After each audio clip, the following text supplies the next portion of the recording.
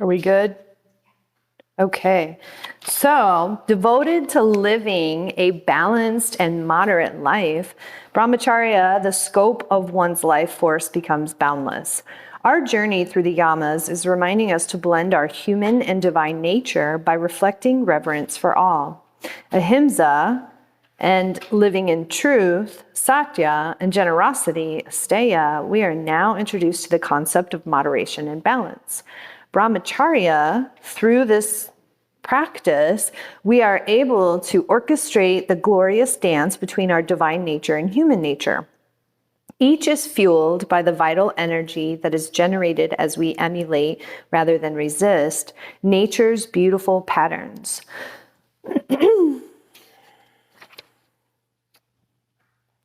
I think yeah.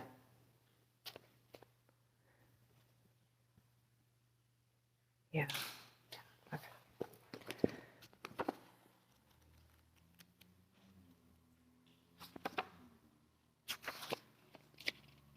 According to the dictionary, Brahmacharya means the life of celibacy, religious study, and self-restraint.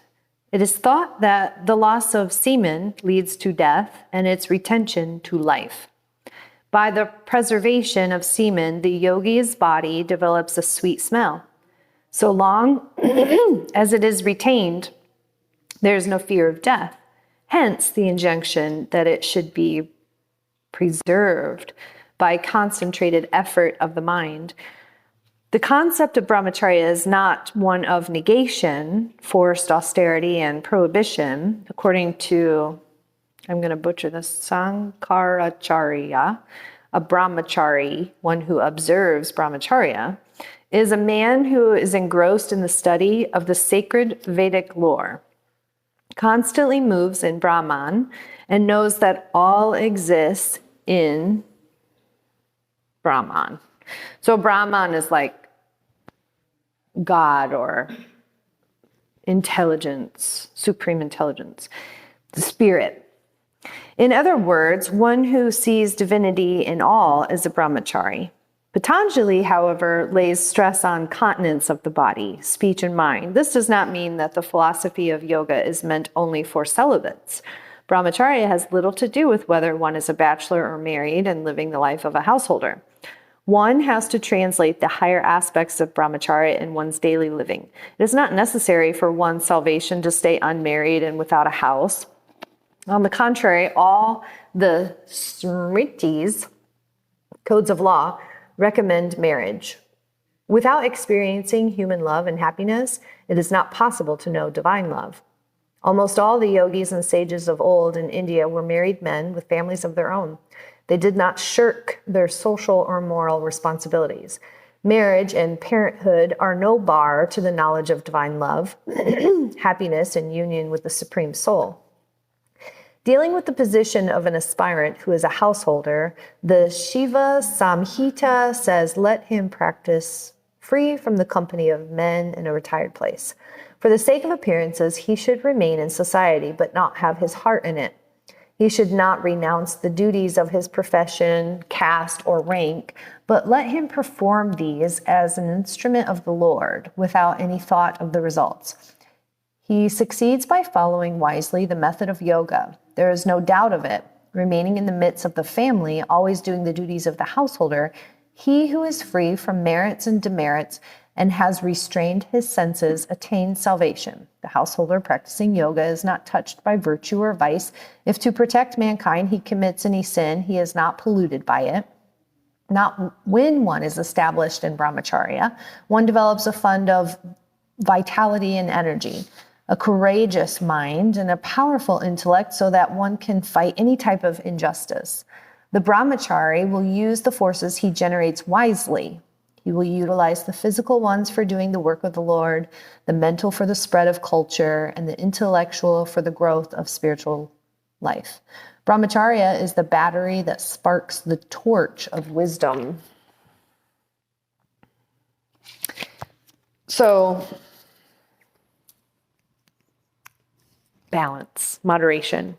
That's why, like, for me, I tell people, like, I've seen people like they do all these crazy diets and workouts and all this stuff. And one, they're killing themselves. You know, when we had the Atkins diet, they do these trend things. People's hair was falling out, right? And like, they're unhappy, they're miserable, you know, and they're renouncing, you know, everything that they love. I'm like, you know what?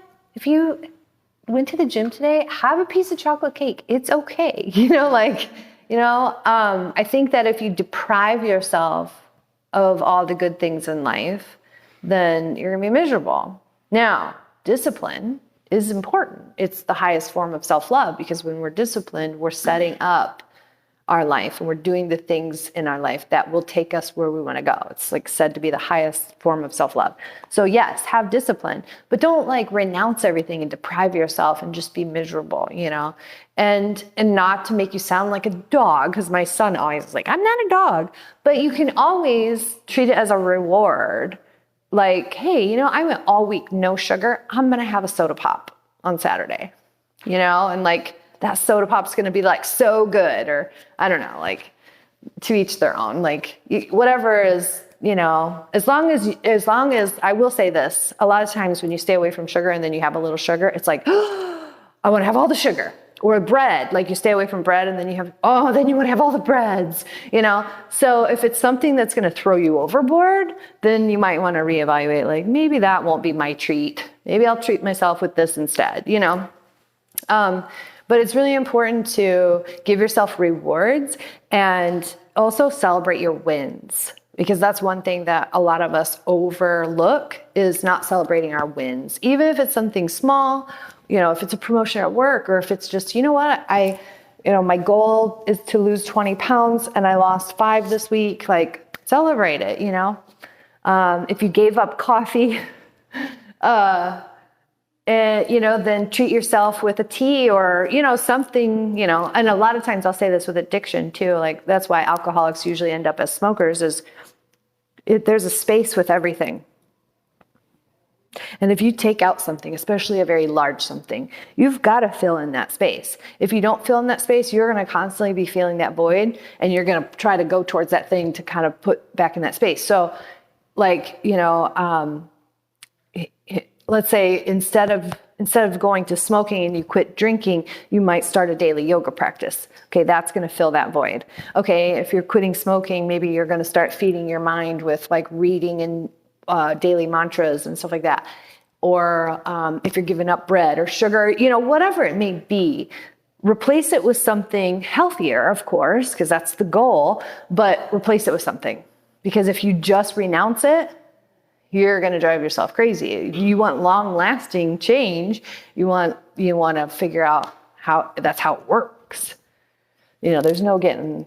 I mean, some people, they might have like amazing, like blah, blah, blah, but 9 times out of 10, they're probably lying to you at that point. Like, you know what I mean? Like, it's a true thing. It's a real thing. So we are going to go to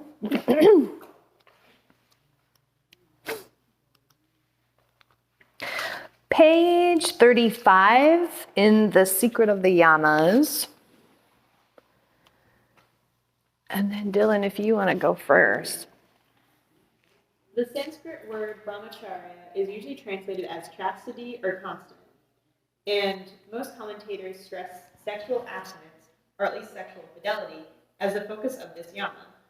Indeed, the issue of when, where, and with whom and how often to have sex, or whether to have sex at all, has become a central problem for most of us. But isn't it a surface problem?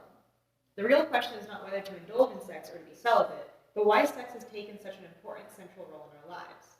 We have inflated its importance beyond any rational reason. We think about it, plan for it, indulge in elaborate schemes to obtain it. It is the source of transitory pleasure when we have it, and prolonged suffering when we are deprived of it.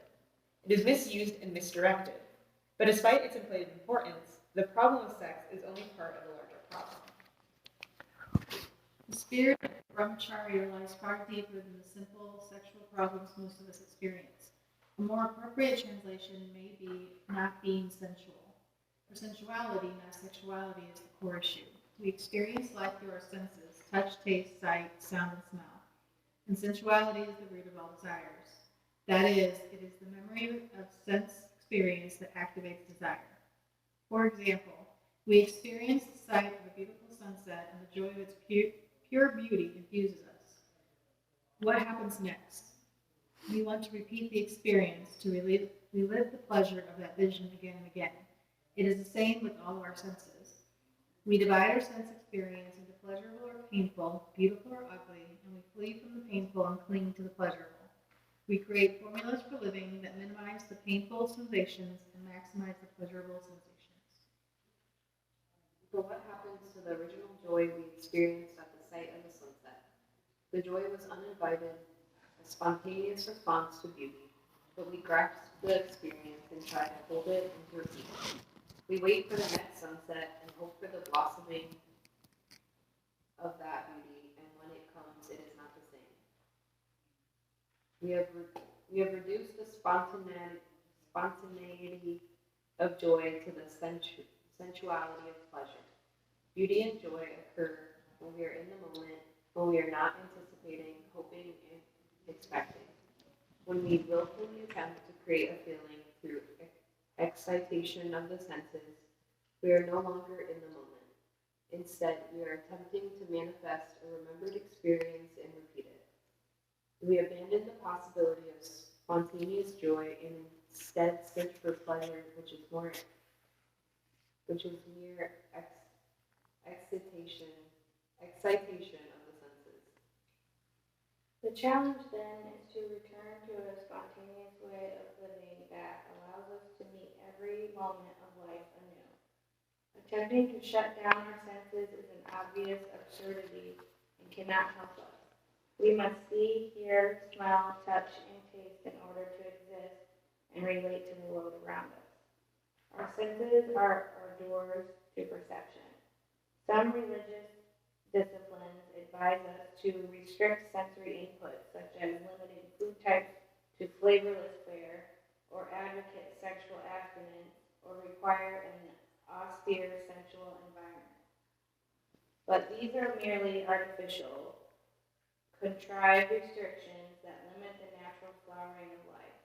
Constraining the senses does not remove the problems of sensuality. Desire, which is grounded in the senses, will not cease by simply limiting the objects of our perception. If we do constrain our sensual input, then our thoughts will take up the overflow. Our thought process has its own sense capacity in the powers of inference and projection. Thus, thoughts can be the root of pleasure as much as any of our senses. And while we may have some say over the austerity of our food intake or our surroundings, we will be challenged indeed to exercise the same control over our thoughts. Artificially limiting ourselves will do nothing to address the root problem, our desire for pleasure. We can replace the pleasure of the flesh with the pleasure of ideals, of dreams, or superior spirituality. And they are all the same. We have simply moved the sensuality of the body into the sensuality of thought, and the desire is undiminished. So shouldn't we search out the cause of our need for sensual pleasure rather than shutting down the instruments that gratify that need? What is the root cause of our need for pleasure?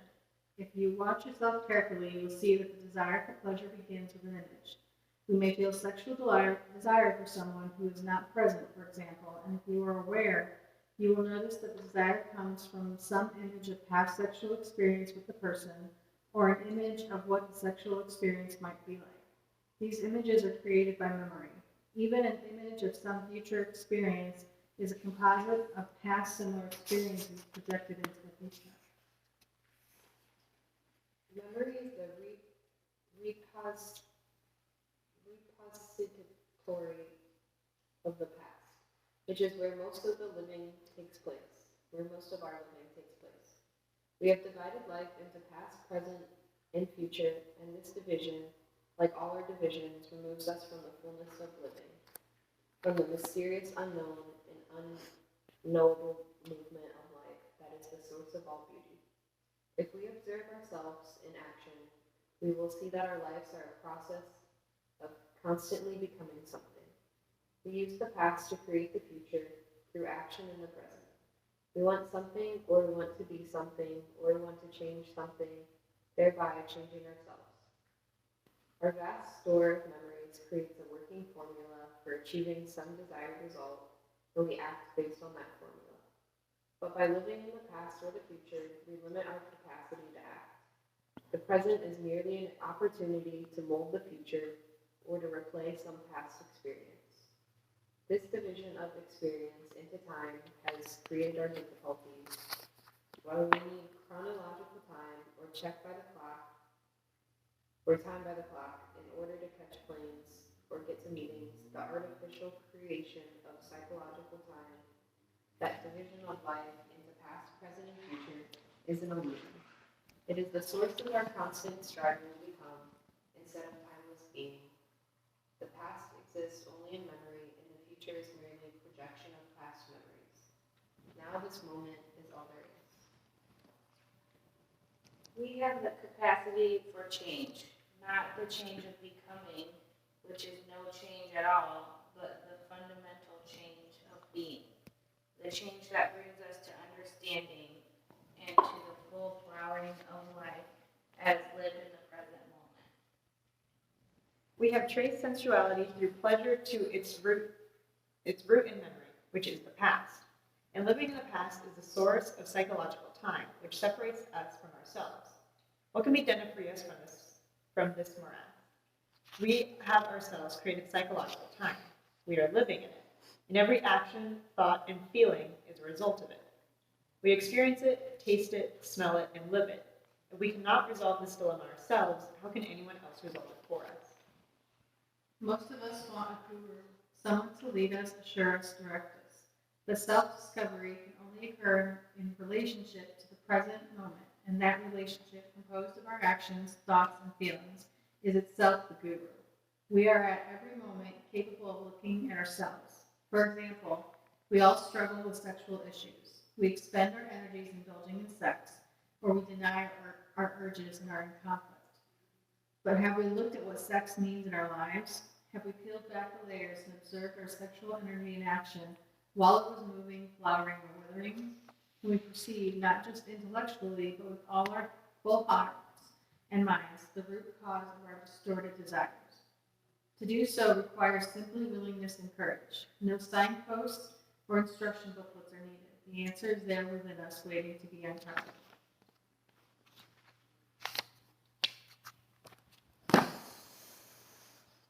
I love it. So, like, Good job. Yeah. This kind of reminded me of it's not sexuality, it's sensuality. Mhm. I know, like, within the queer community, and it's kind of expanding into like general, like psychology is like queerifying straight relationships or like queerifying platonic relationships, like because our society is very much like, if like a single man and like woman are friends, like we can't actually be friends, or like you're not supposed to like show physical touch with another person and stuff like that. But what they mean by like queerifying that relationship, like it's like in general, it's like a broad generalization. Like many people of the LGBTQ community are more free with physical touch and how they express affection towards each other, even if they're not in a relationship with that person. And it's just looking at even your completely platonic relationships and being like, we can still express how much we care about each other. If you're comfortable with it, there can still be like platonic physical touch about it, and not so much worrying about like the social stigmas around that. And it kind of reminds me of that, is like why so many people are having so many sexual issues, is because we reserve any kind of emotional interactions or any kind of physical touch for only like sexual experiences, and being okay with like platonic touch can happen. There can be deep emotional connections with our words, but we don't have to actually like be in a romantic relationship with someone. And that's what this kind of sounds like where it's going at. Yeah. Well, and I think that this is really going to help people look at all of those things, because let's say I'm in a monogamous relationship with a man and he's massaging the shoulders of another woman. All the things that might come up in with me, oh, do they like each other? Does he want to bone her? All these things that might like come up. That's for me to look at, because why do I feel that way? Why do I have these insecurities? Why do I, can I trust him? Those kinds of things, like all those things that might bubble up. And it's an array of different, everybody deals with different things. So like, I'll speak frankly for me, I've been cheated on. So that has been really hard for me to like overcome, like what is trust and how can I trust and what am I comfortable with and what I'm not comfortable with. But a lot of times people don't take the time to even look at that stuff. They don't know what they're comfortable with or what they're not comfortable with until they're faced with a situation. They're like, whoa, what the heck is going on? Right? And then it's all like, so this is really good, because the more that we can get into that, where people are facing those things, even though they're really uncomfortable to face, it allows for more healing. You know what I mean? So if you're really looking at all of those things that bubble up inside of you, you're getting an opportunity to heal all that stuff that's bubbling up inside of you. You're bringing it to the surface. So it's kind of like alchemy. We're shining the light on all of those icky, dark places within our subconscious mind, right? Sensuality. Yeah, you can be sensual without wanting to bone someone. They even have like, Without sexuality. yeah. I mean, what is it? Demisexual? Like you don't even feel anything for someone unless you have an intellectual conversation first. Is that the right definition of that? Because there's so many different ones. It's hard to get. They get all confusing. Yeah. Okay. Like aromantic, like, one of my friends identifies as like aromantic, where they don't really care about typical like romantic things. They just want to have that deep emotional connection with someone. Yeah. And then I've also heard like demi-romantic and stuff like that. So there's different layers of like what someone considers like a fulfilling relationship to them. Yeah. Well, and even though like, what is it? It's really popular right now. Who keeps going in and out? It's making me nervous. That class is leaving. Come on. Help me.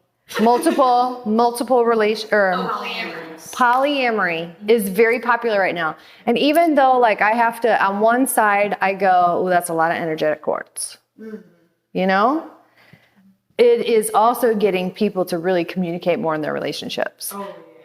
Because you got people that are like, this is what I'm going to do. And it's also building trust too. At the end of the day, okay, this person might go out and do these things, but they only want to share a life with me. They only, want certain things with me, and sharing is caring, whatever, right?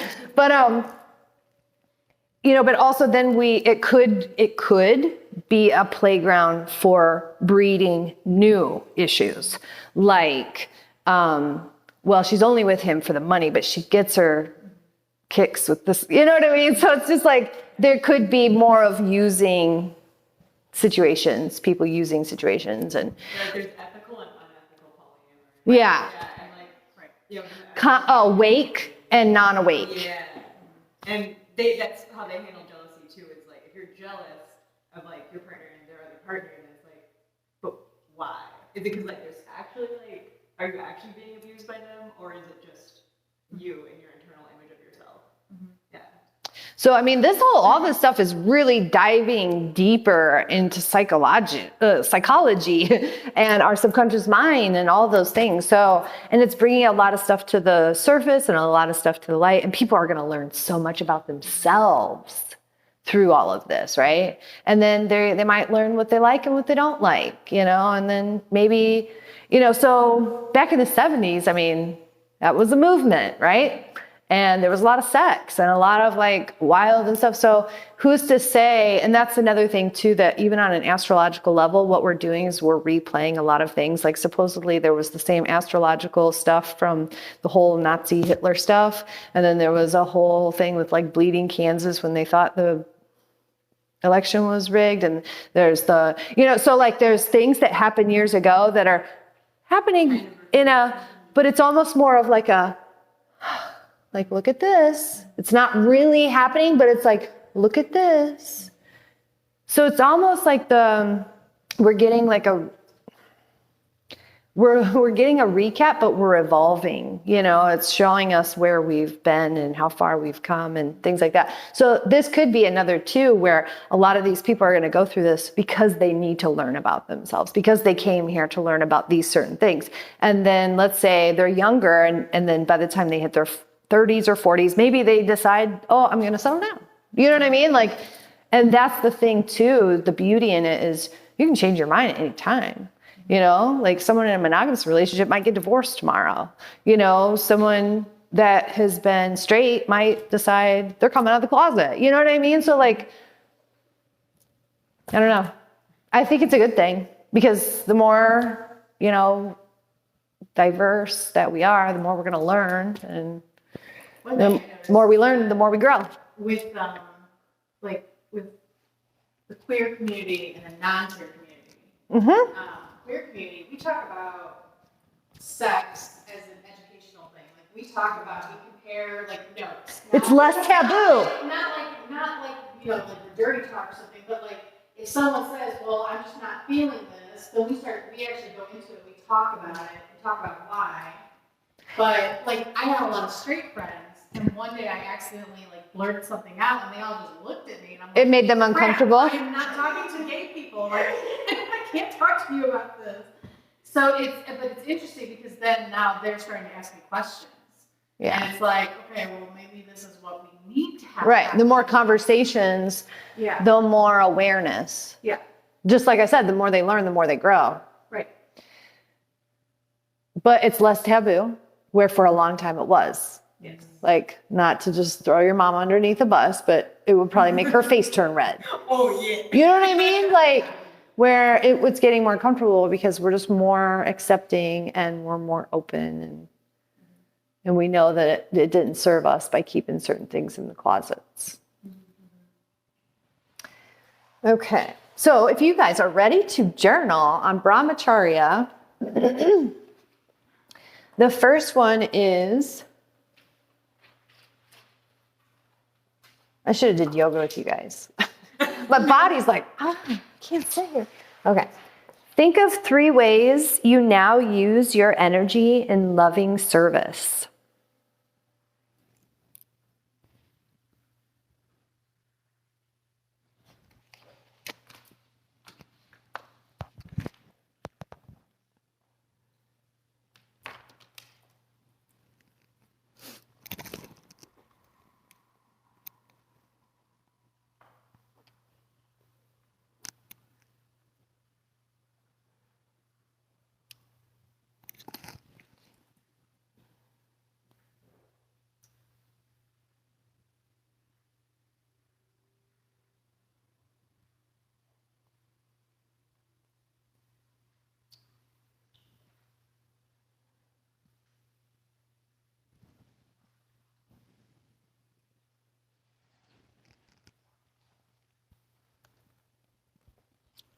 Think of 3 ways you consciously practice moderation.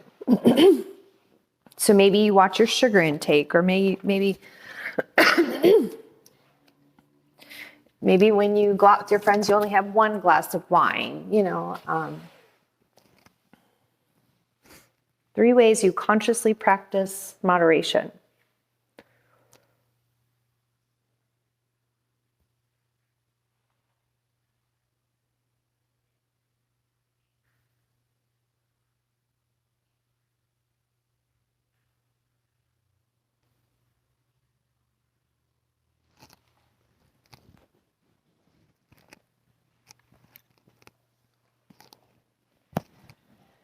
Does everybody have this stuff so I can erase it?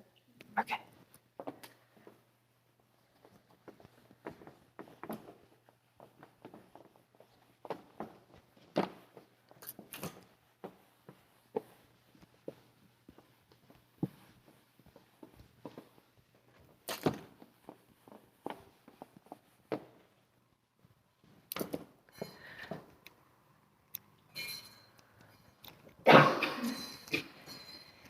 Okay.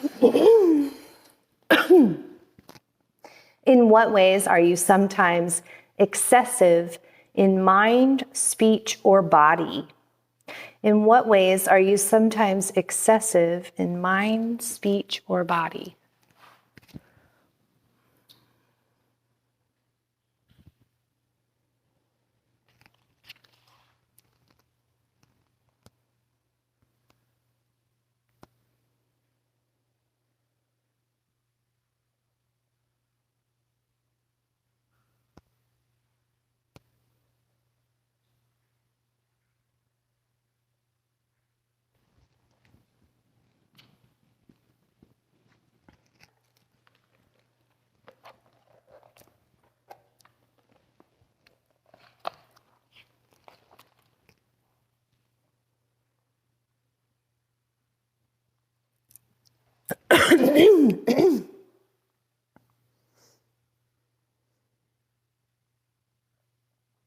Would you say, are you using your sexual energy appropriately?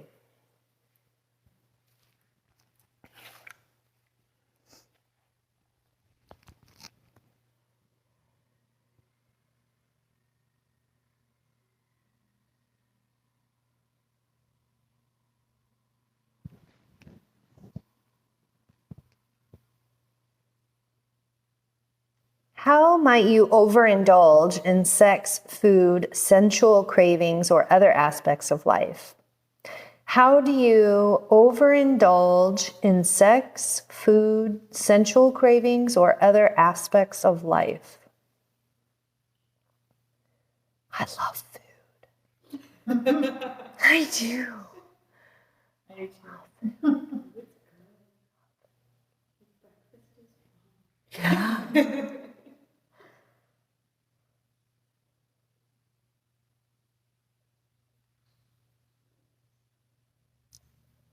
I can do without a lot of things, but Food and watching a lot of TV, like just chilling out. oh, see, I don't watch any TV. I watch TV. I'll watch TV for hours and I won't Really? realize it. Yeah, it's bad. I gave up TV in 2012. I used to be one of those people. Every Thursday, I was in front of the TV for Grey's Anatomy, and every Sunday, I was in front of the TV for Desperate Housewives. I mean, this is back when, right? And then when I went through my awakening, I was just like, books, so hungry. I had to know all the things, you know? And I just stopped. Now I will watch some things on Netflix now with my son. Like he made us do a scary movie marathon last weekend. So I'll do stuff like that. More movies than, yeah. I'm not really a big scary movie person. I watch something, I'm like, this is so, over it.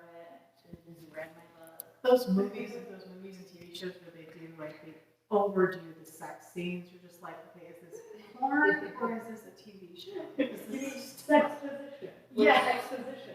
Like, come on.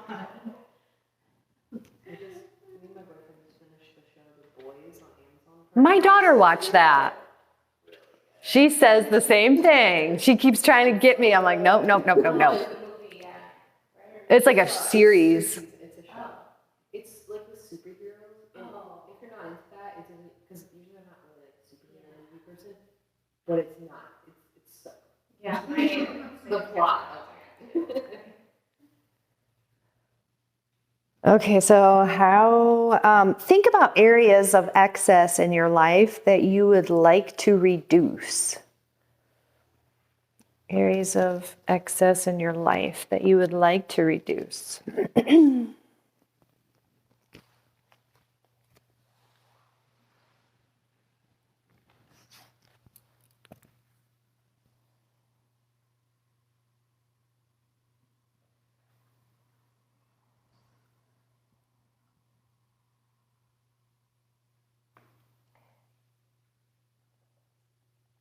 And this can be more like homework or in your own time, but you could write this down. It says, make a plan and set a time frame to compassionately wean yourself off of one excess.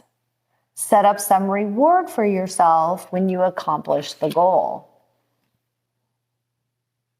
And even if it's temporary, so like, let's say you say, I'm going to have a TV detox for 1 week. And when I reach the end of the week, I'm going to, treat myself to going out to the movies or something like that,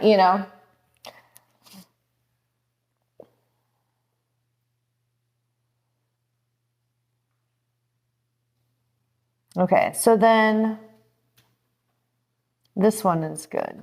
And this definitely, I would say homework, do this at homework, but you're gonna draw a circle and you're gonna create pie slices to show how you use your energy. So off to the side, you might make a list like, house chores, work, yoga school, or yoga, hobbies, spending time with children, creativity, all these things that you do on a daily basis, watching TV, preparing food for the week or whatever, so you're going to make a list of all the things that you do. And then you're going to like make a pie chart of like, okay, 70% is work and 10% is kids and 20% is cleaning house. That was me. I was like, oh my gosh, the dishes and the laundry is always going to be there. I need to spend more time with my kids. I can't believe I have a bigger pie for house chores than I have for my kids. That was one of the realizations when I went through teacher training. I was like, oh, okay. And now I'll tell you, my house never looks like it used to. Like I was super like type A, like that's why I like tonight the bathroom. I'm like, oh my gosh, but We're all like, it's fine. But like it was bad. Where now like my house is kind of messy, and that's why I'm like, don't mind the mess when you go up there because it's messy. Yeah. Anyways, so that was one of my realizations that like it's more important for me to make sure I have time with my kids than to have a clean house. Okay, so then create a pie wedge for the percentage of time you spend on work, yoga practice, household chores. Examine your energy pie and look at this pie. What have you learned about how you use your energy?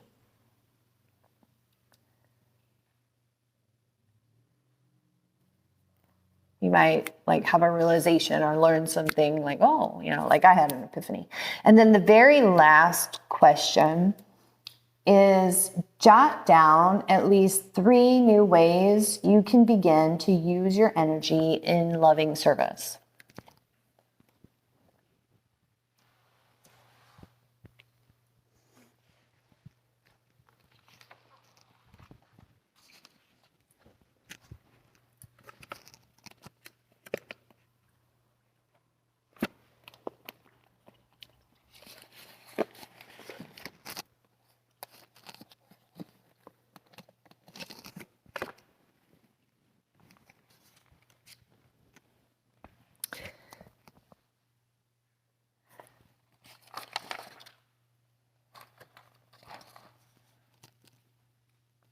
And then for homework, the yamas and niyamas, you're going to read, I didn't even write this down, pages 75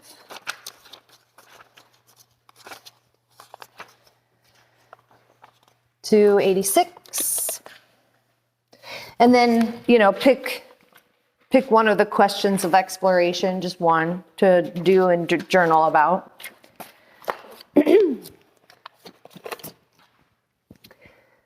And then, of course, the lineage report is due next week, so that'll be homework too.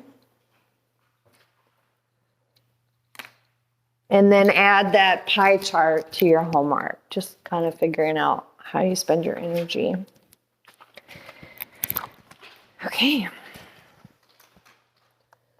So we have an hour left, and I'm thinking I'd really like to get through some more of the yoga poses.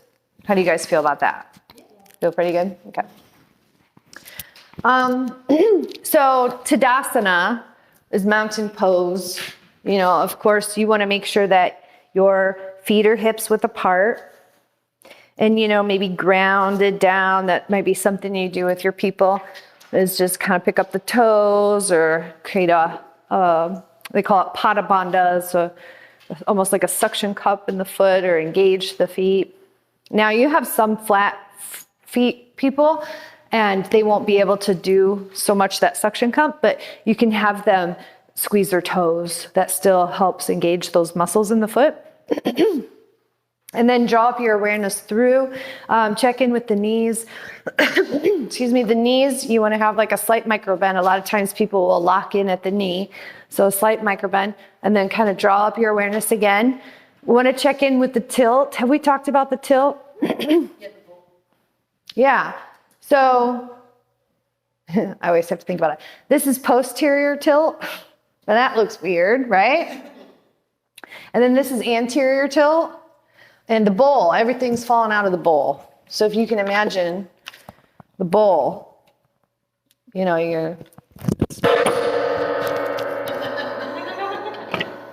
Spirit says we don't want the stuff falling out of the bowl. So we want what we call a slight anterior tilt. So the pelvis is not tucked, the tailbone is not tucked, but we're not pouring anything out. So a slight anterior pelvic tilt. Yeah. And then maybe draw up through, this is my weakest link. I'm just so like, whatever, but like engage here, right? And then open up through the chest. And if you even think about maybe drawing the shoulders up and then back and then down. A lot of times people will say like melt the shoulder blades down the back, you know, or draw the shoulder blades down the back. And then the arms are at a comfortable distance to the sides with the palms facing forward, okay? And then we want to extend through the cervical spine, but then bring the chin back just slightly. My yoga teacher always described it as putting a hoodie on, pulling the string tight, and it almost makes your, neck come back a little bit, right?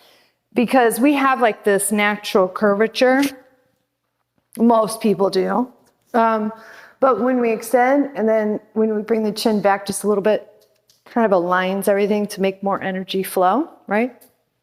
Okay, so that's the proper way to stand in Tadasana or take that pose. The benefits, it teaches basic alignment for poses. It improves posture. It supports healthy joints. It creates, and am I going too fast? A little bit. Okay.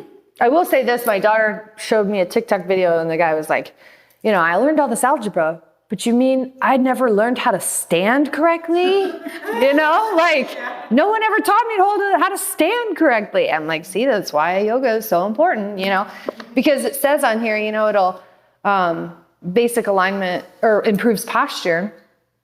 It increases the awareness. Sometimes people don't even know. They just don't know. You might get, I've had some really, it's usually always boys. They're so awkward. They don't know where their body is in space. You know what I mean? You know what I'm talking about? Is it? He grew really long, really tall, really fast, and he still hasn't quite figured out where his lips are. Yeah, you'll have them, they'll sometimes look like this. This is their that's a reverse warrior too, but I don't know. They just stand so weird. I'm just like, whoa, okay, let's break this down. So, the more they do these kinds of things, they're going to bring more body awareness. They're going to have more body awareness. So then they're going to know where they're at in space. And then they're going to, just like for you guys, when you started meditating and doing breathing practices and doing yoga, you probably became more aware of your breath. And then you're like, oh, I was just holding my breath. Oh, I was just shallow breathing. I was only chest breathing. I'm going to get this breath all the way down my belly, You just become aware. It's like it wakes up your consciousness. Yoga does. That's why I love it so much. But so yeah, teaches basic alignment for poses, improves posture, supports healthy joints, creates space in abdominal cavity for digestive health. My brother is one of those ones. He's like this, and it's like his chest is caving in, and I'm like, honey, open up here, open up. But you can see even his like rib cage and stuff is starting to like grow inward. And I'm just thinking, that doesn't look good. I'm like, oh, come on. What was that last one you said? Okay, so create space in abdominal cavity for digestive health.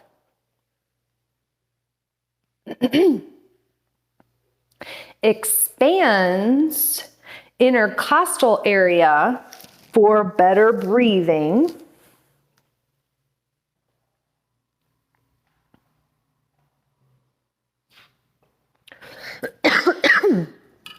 Develops witness consciousness.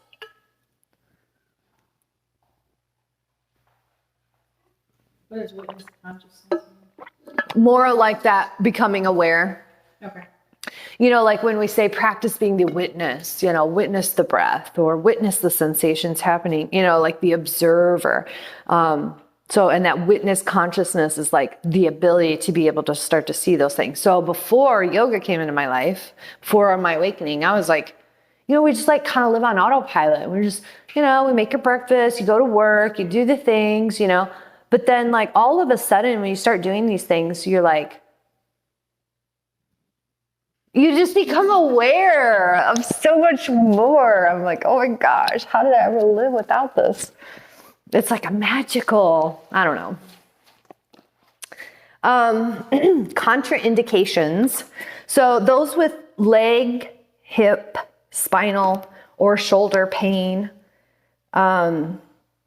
which you're pretty much just standing. I think a lot of the times when they say these contraindications, it's a really big, like, let's just cover our butts to be safe, But, and okay, let's say they are in a lot of pain and they can't stand, you can do yoga in a chair, you can use the wall and things like that, right? But yeah, you can, modified poses using floor or wall for support.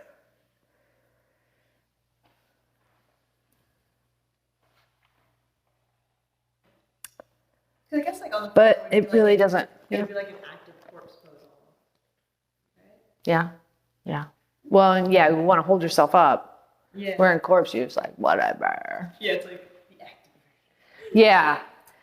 Yeah. So some of the cues I will say is like, and I kind of did this when I was standing with awareness, start at the feet and the foundation. Always try to start at the foundation whenever you're thinking about adjusting a pose or modifying a pose or explaining a pose. It's always good to start with the foundation first. We want to make sure that they're not going to topple over. So foundation, and then build up from there. Like, okay, like check in with the knees. Okay, check in, So, but it says in here, engage quadriceps, lift and spread toes. So, and you should be able to, like, when you engage your quadriceps, okay, relax your quadriceps. And then when you lift your toes, I feel like I feel that more in my calves. What happens when you lift your toes?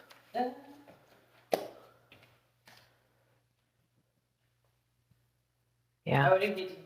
It engages your quadriceps? Yeah, like I always call it runner's knee. Like you can tell when someone's a runner when they have that big bulge right above their knee. And I feel like that activates when I lift my toes just a little bit. It's not like extreme, but it's just a little bit. It also I feel it in my hamstring. When I get my feet like even like skis, because I used to stand like this. Because in marching band you stand like that. Yeah. So even when I was standing with my legs apart, I'd always be like this. Oh. But yeah, putting them side by side, it slightly engages that too.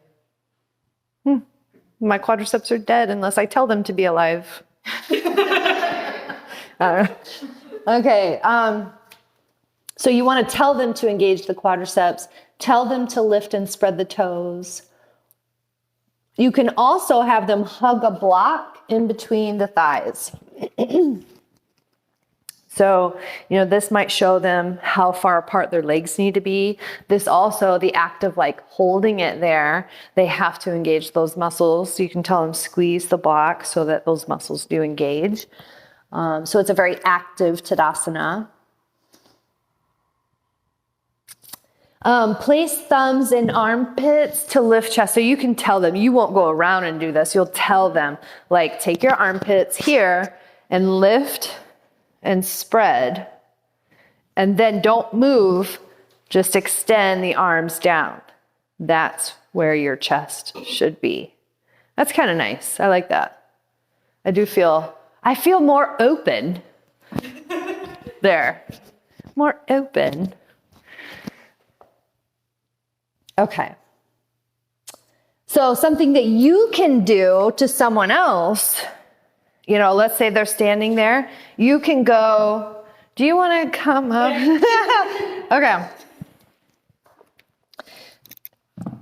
So stand in Tadasana. So you could go up and you could take your hands and lift here. You can also soften the shoulders here. You can C shape, so you make a C with your hands on the chest to lift and open. So you could just say lift and open here. So you're not really doing a whole lot. They're just feeling that touch, and it's bringing that awareness. C-shape upper diaphragm to tighten and pull in. So again, C-shape, you might say pull, what'd I say? Pull up and in. Tighten and pull in. But again, some people that might make them nervous because it's close to the boob area. I don't know. Rotate upper arms to get shoulders back. Yeah.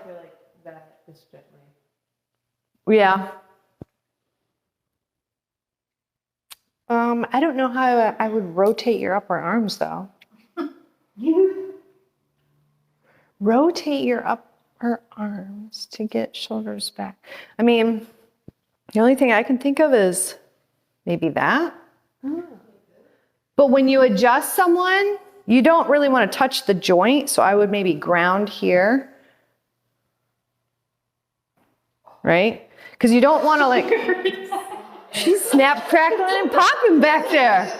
Oh. Oh my God. Does that feel okay though, doing that? Well, just on one side, because it makes me want to go wee. Oh, so maybe. But then I feel like she's Yeah. Yeah. I don't know if I like that one. Scratch that one off the list. Okay, that's it for the adjustments of Tadasana. Does anybody have any questions about that pose? It's a really simple pose, but there's obviously more to it than you would think just standing. Okay.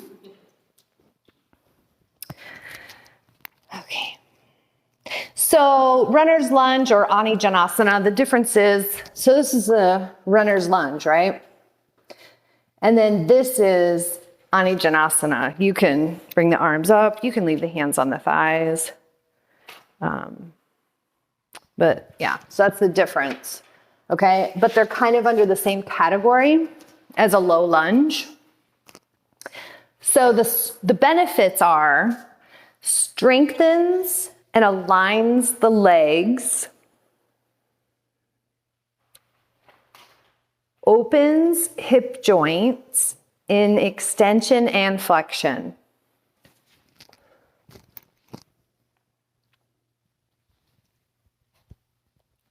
So if you look here, my left leg is extended. So I'm opening up that left hip flexor. And then this right hip is in flexion. So flexion, extension, right? Now, if I drop this knee, I still have extension, flexion. Does that make sense? Okay. And then, what else did it say? Strengthens and aligns the legs. Now, of course, this is probably going to be more challenging. This would be more beginner level. But even right here, some people might have a hard time getting here. Some might really have a hard time getting here, So If you're in that position, your hips are right above your knee, right? Yep. Yeah, you want to think straight line, straight line.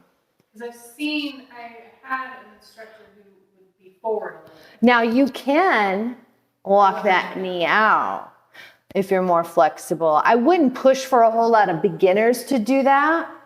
Okay. Get them here first, And once they have, maybe do some pigeon too, because in pigeon, you're really getting that hip flexor to open, right? Now, you bring it here, this is a little more challenging than just a pigeon because you can be putting body weight on that knee. Where in pigeon, you're not putting the body weight on the knee. I mean, you're on your knee, but your body weight's not on your knee. If that makes sense, right? But yeah, this is more of if you want to take it a little deeper, you can extend the leg. But just be very mindful, when you're bringing people up to how far that's extended and tell them to listen to their body, Okay. Opens hip joints in extension and flexion. Okay. Helpful for sciatica. Massages digestive and reproductive organs.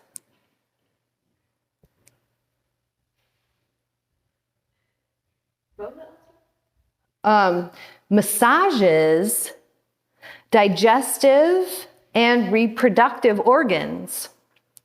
So probably a mixture between the placement and the breath. You're massaging them. There's some yoga poses that will tell you they tone your internal organs. So I'm like, that's cool. You're getting like a workout for your organs. This pose is also helpful for elimination. So like constipation.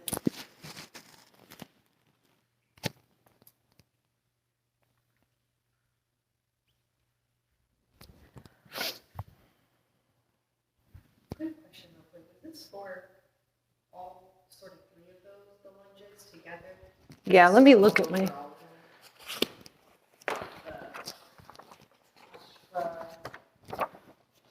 Yeah, because we're going in order. No, high lunge. This is just your low runner's lunge and your Anijanasana. Your two low lunges.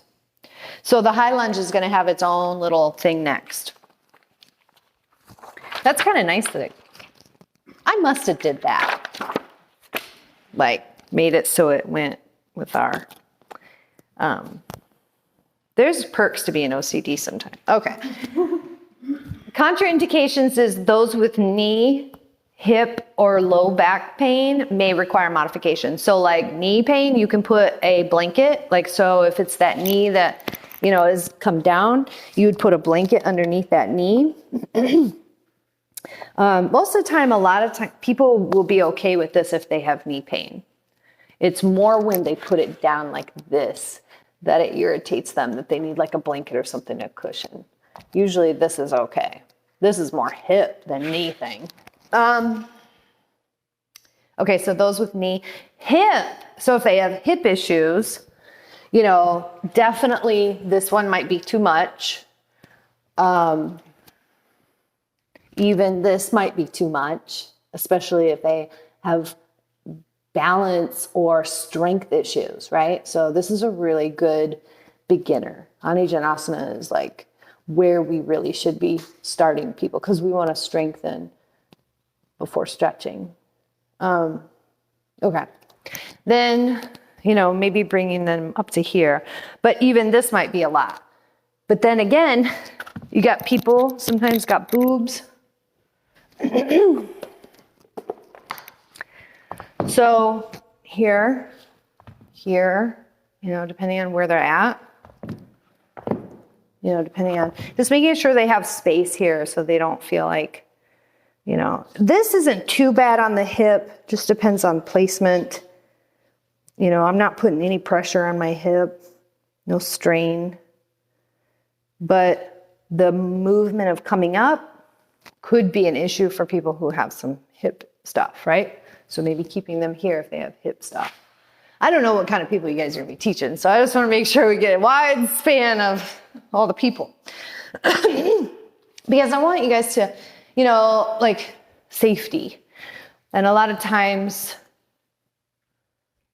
for the most part, people that are going to come to yoga are going to be healthy and okay and be able to move and stuff. But every once in a while, you might get someone, and it's probably important to make sure that especially if you want to help them and them come back, then you'll know kind of what to do with them. Like when I first started teaching yoga, people like that always made me nervous. I'd always be like, oh my God, what am I going to do? What if they hurt themselves? Oh my God.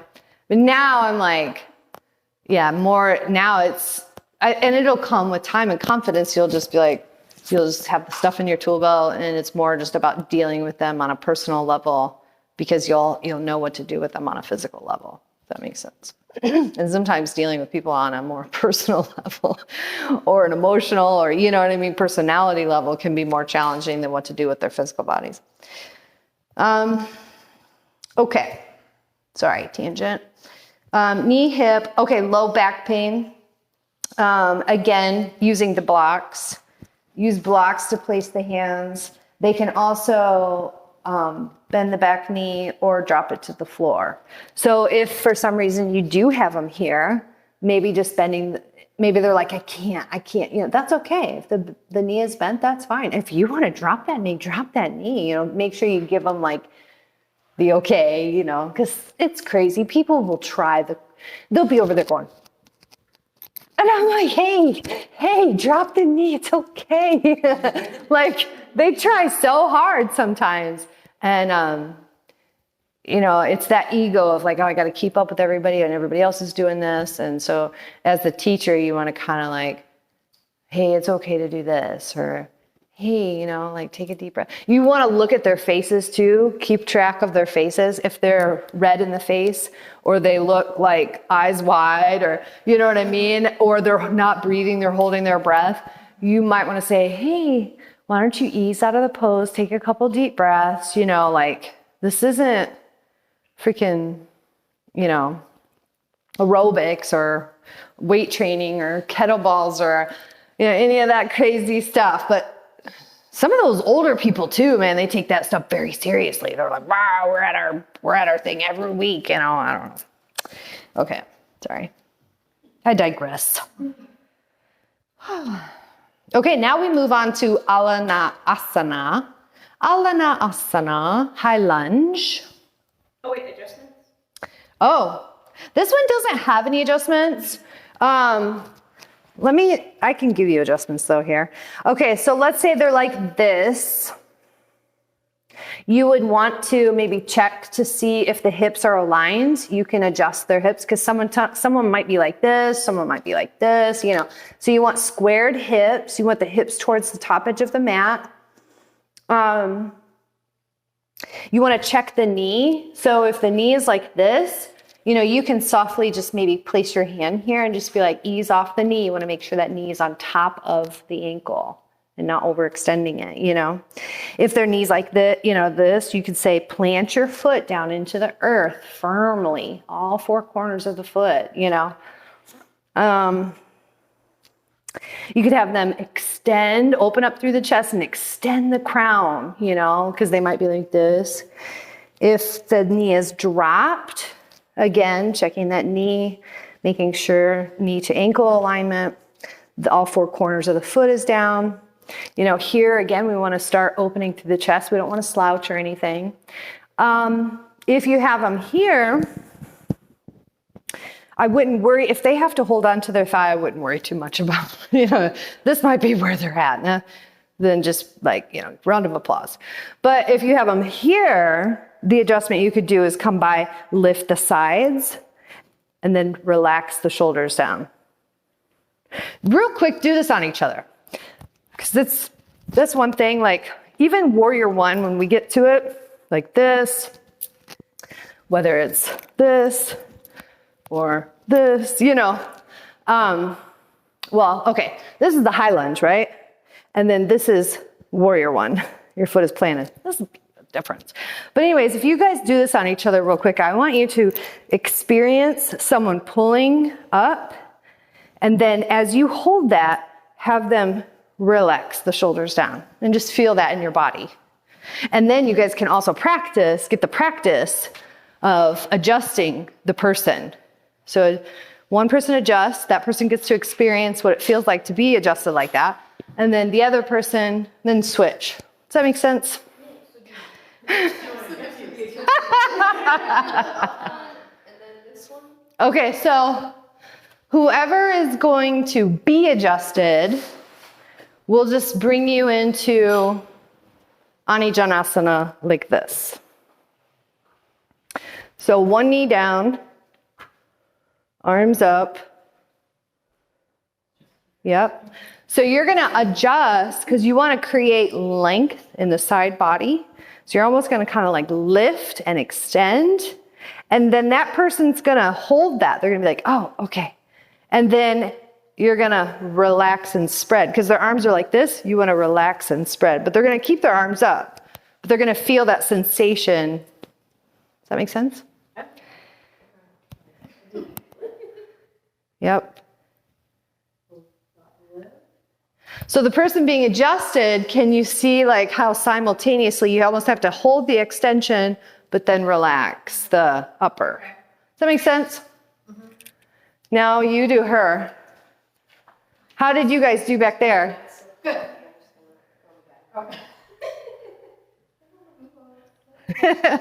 You're like, I'm going to touch a body.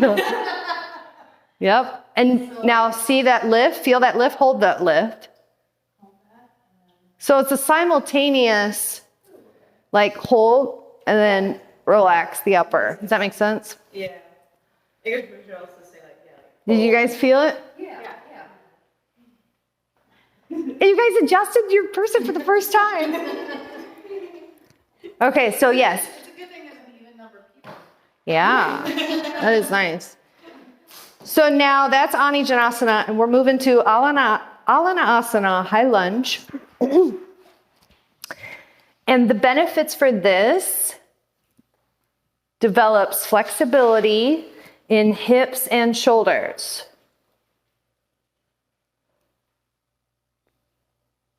Enhancing stability.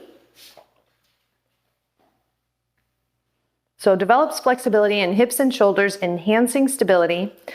Tones abdominal organs. This is one of those ones that gives our organs a workout.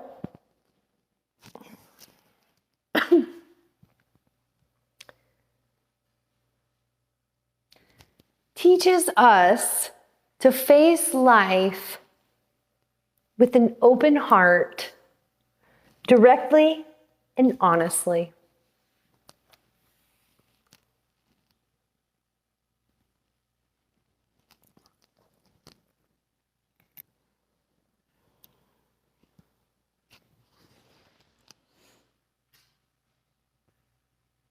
Contraindications, those with knee, hip, low back pain. I swear they put that on everything.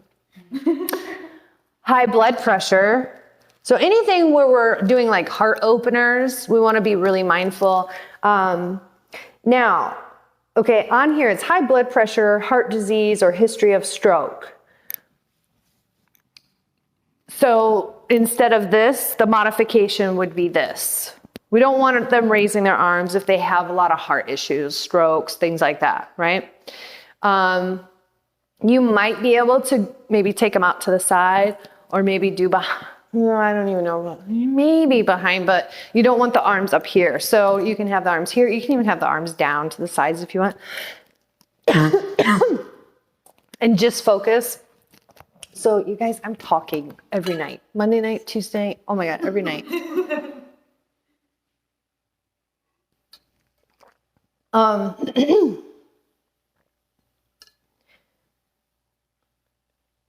Oh yeah, so arms down, but the main focus would then be more on the feet, the foundation of the pose, focusing on where the hips and the knees and the feet and everything are, and not so, you could still, even though the arms are down, you still might make sure that they're opening through the chest here and working on their posture and working on posture. And then of course their breath. But if they, have heart issues, you don't want to take the arms up. Okay?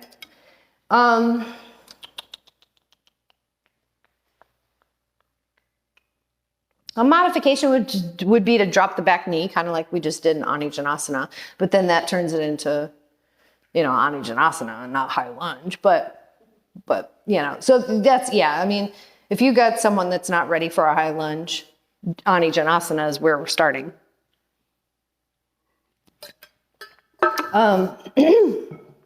The adjustment, again, is similar to what you just did for the low lunge. It's going to be the same for the high lunge. You're going to lengthen the sides. You're going to soften and create space in the shoulders. You might even adjust the hands too, because a lot of times people will be like this or this, and they should be like this. Does that make sense? So if they're like this, or, then they're turning in their shoulders all sorts of ways. But then again, too, when you go to adjust them, because some people have some funky arms. I went to go to adjust people and their shoulder doesn't go that way, so I'm just like, oh, okay. Walk away. No. So let's say their arms are like this.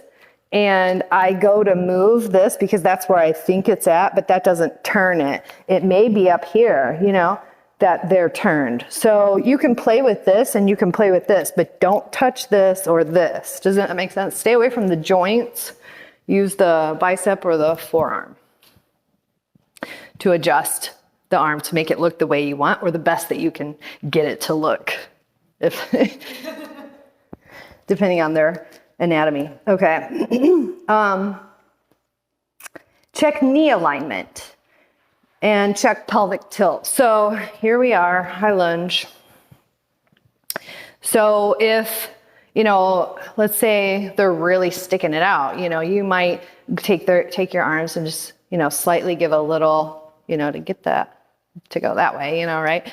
Or let's say they're like this, you might need to adjust the upper and, so just kind of play with it how you will without touching them inappropriately.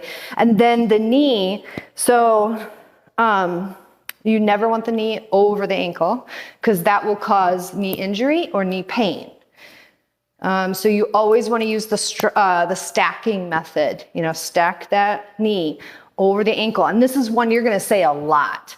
You're going to say that one a lot, but that's one you really want to look for too, because the number one injury in yoga is injury to the knee. So, and here, well, that's more of a warrior two. We'll get to that when we get to warrior two. And people's knees are all funky sorts of ways. So far for warrior one, it's not too bad. You just want to make sure the knee is over the ankle and the hips are facing towards the top edge of the mat. And a high lunge means that the heel is up off of the earth. Okay. That's the biggest difference from a warrior one to me. We pretty much just talked about warrior one. The only difference was the heel. I will say we're going to talk about Pada 1 and Pada 2, but I don't know if we should get into it tonight. We have a half an hour. Well, let's see what's next, okay? So you've got Alanasana. So yeah, we're not to the Pada 1 and Pada 2 yet. This is good. Okay. So Chaturanga Dandasana is plank pose. And the benefits to that is postural stability for entire body.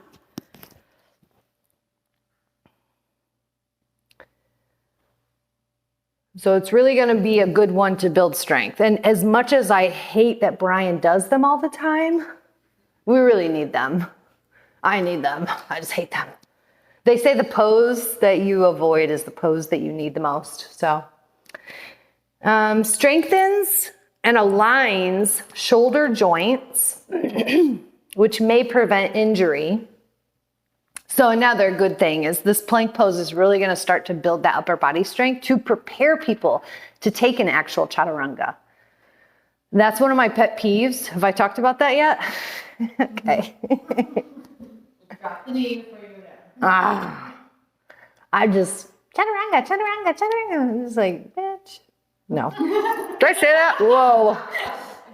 So non-yogi like. Is that what it's called? So this is Chaturanga Dandasana, but then Chaturanga is that coming down. It's kind of like a push-up, Yeah.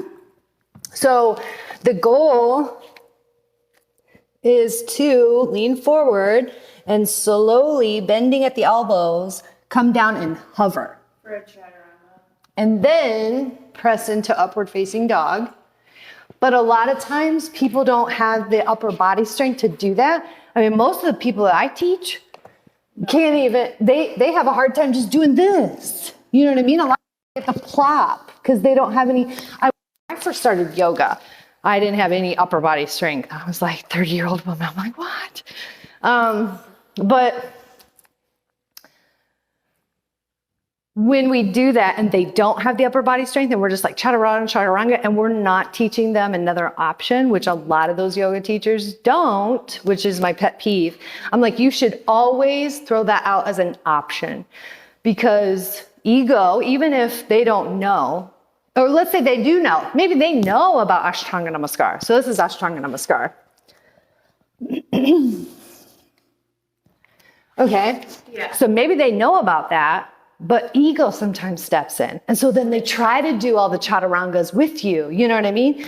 And before you know it, they have shoulder impingement or injury to their shoulder. And that was a great thing you did there. What? No. Like, Because, yeah, if you're not doing it right, you're not, like, doing it.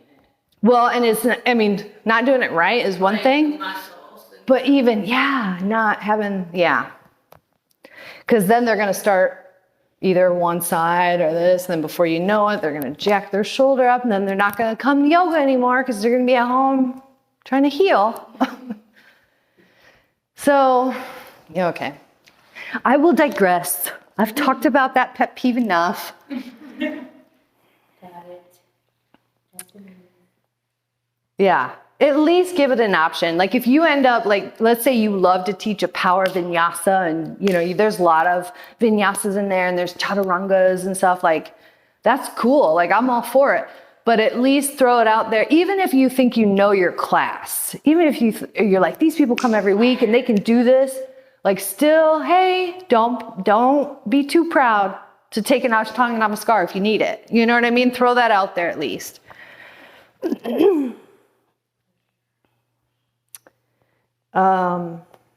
Okay, so strengthens, aligns shoulder joints, which may prevent injury, develops overall fitness levels, including heart, lungs, and builds stamina and energy. That's a really long sentence, so you can correct my grammar or whatever.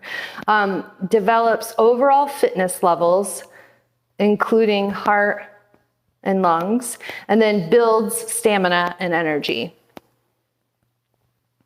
Sorry for the run-on long sentence. And then contraindications, shoulder impingement, because that's what causes it, or lack of upper body strength. What's the modification? On knees, Ashtanga Namaskar, or even a forearm plank, because bringing them down here is going to build those muscles that they need to prepare them for chaturanga. But I guess we're talking it's even just the plank. So even a plank, you don't want anybody doing the plank if they have a shoulder impingement. Or if they're having a hard time holding themselves up and they lack the upper body strength, you might be able to be like, drop the knees or take a forearm plank. And there are no adjustments on, don't touch anybody when they're in. They might spit on you. You know what I mean? Like some people, me even, like this is one of my least favorite poses. I don't know why, probably because my core is my weakest link. But a lot of times I would say, you can give verbal cues, but I wouldn't touch anybody. Another one I wouldn't touch anybody, well, you have to know your people. Be mindful when adjusting people in balance poses, because you might just make them fall over. You know what I mean? So know your people. Make sure you feel very confident, and make sure you ground down through your feet before you even put your hands on them if they're balancing. You may even want to ask them too. Yeah, I mean, I know that we should get in the habit of asking, like, are you okay with physical touch? But sometimes once you know that people are, you just be like, oh. But like in a balance pose, even though they're okay with physical touch, you might even want to just say, hey, is it okay if I adjust you? Because they may be like, no, now's not a good time because I'm about to fall or something. You know what I mean? Like, okay.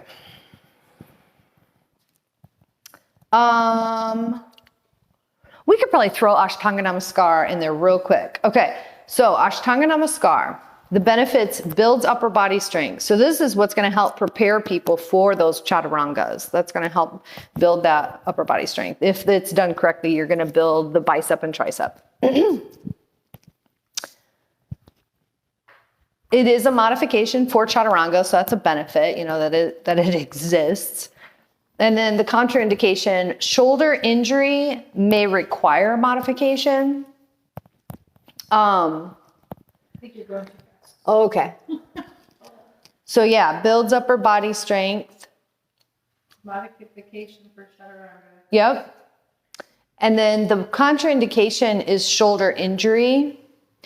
So you may want them to fully heal. The shoulder is a very delicate, you know, joint. I wish. Well, because like how I was taught, because I had really bad tendinitis in my shoulders, was that your joint, it's not like an actual joint. Yeah, it's not even an actual joint, I wouldn't say. Oh, that's why I'm getting this thing. Your fists, and there's like ridges on the top, and then your nerves are actually in the ridges. Yeah. Like I was having a problem, those were inflamed, and then I was still using it, so it was grinding those down to one. Yeah. See, like this actually has a pocket. This to me is an actual joint. You know, you have tendons and ligaments that keep things attached, but like this doesn't actually fit in. It just has like ligaments and tendons and everything like holding it in place. So once you knock that out, that's why this can be so painful for people too, because it's not like you can just pop it back into place. Now you have to probably do something with your tendons and ligaments, you know?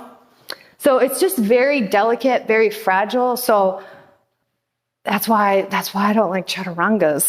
Just like, you guys, once you, that's the thing is, Ayurveda is preventative medicine. It's preventative disease medicine. So we're preventing disease from growing in our body with Ayurveda, the sister science to yoga.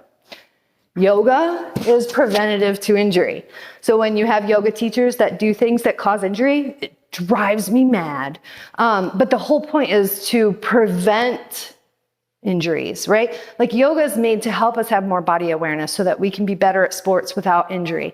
We will have more body awareness on how we get in and out of our car, how we sleep, how we stand, you know, like just taking better care of ourselves. So once you hurt yourself, once you have that injury, sometimes it takes so long to heal, to get it back to where it was. Sometimes it'll never be back to where it was, you know? So it's better to prevent something from happening than to be like, oh, I'll just heal myself or, you know, blah, blah, blah, you know? So, that's why I think I stress so much about safety and precautions, and there's, you know, we have people's lives and bodies in our hands, you know, so take it seriously.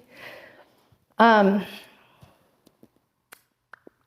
shoulder injury, if they have a shoulder injury, you know, I would have them skip it. You know, you might say, you know, well, when I say vinyasa for everybody else, why don't you just take a child's pose till that shoulder heals, you know? Give them something gentle to do in place of. Blanket under the knees if they got some knee issues. And really, this is another one where you're not really going to touch them, because it's kind of a movement pose. It's not really a sit still pose. So they're going to move, but then from here, go into cobra. So that Ashtanga Namaskar is gone. That pose is done with, you know? So from table pose, you can adjust them in table pose, but here you wouldn't adjust them as they move in. And then once they're in cobra pose, then you could adjust them. Does that make sense?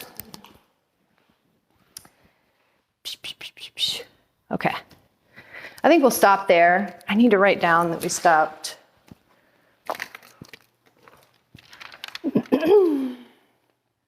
Start with cobra pose.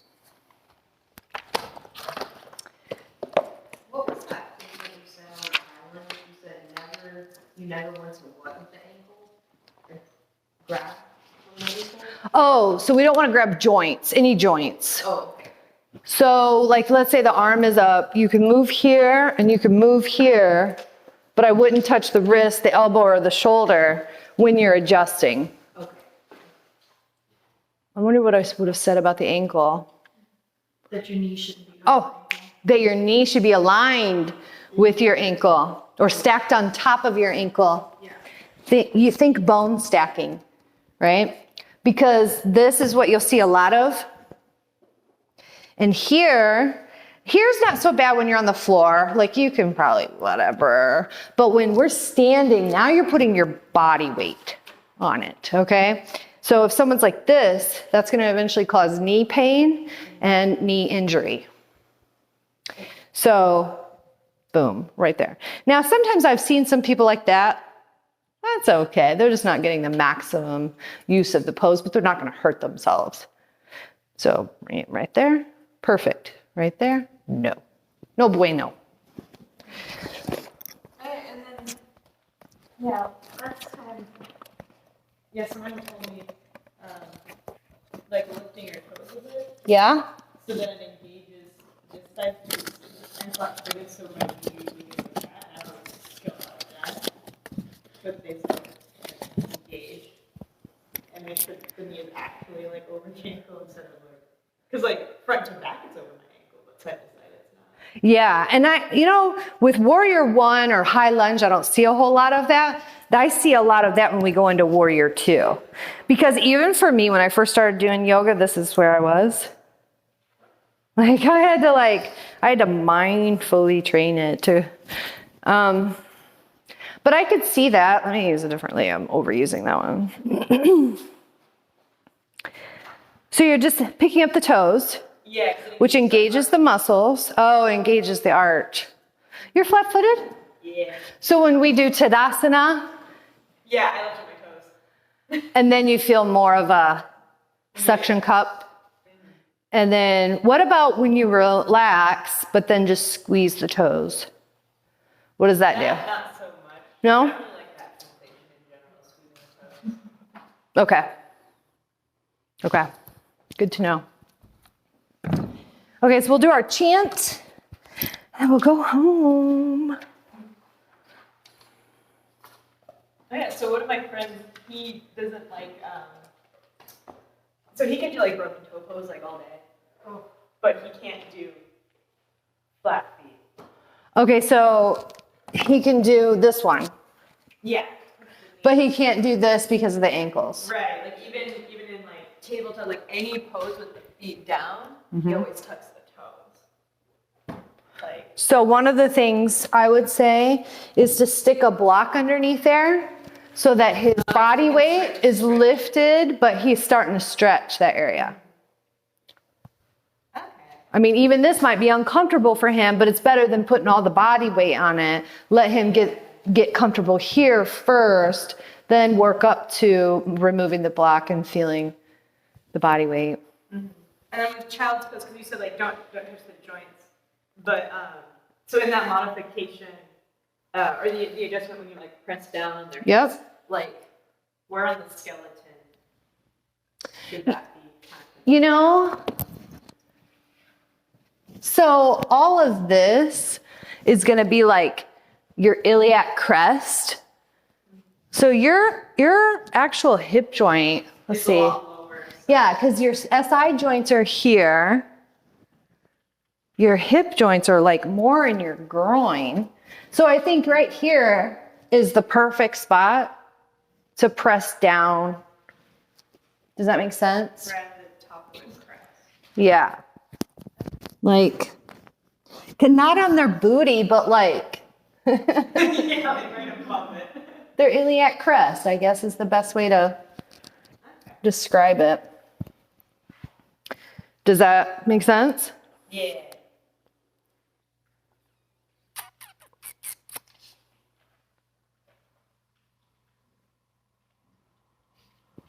Oh, it would probably help if I turned it on.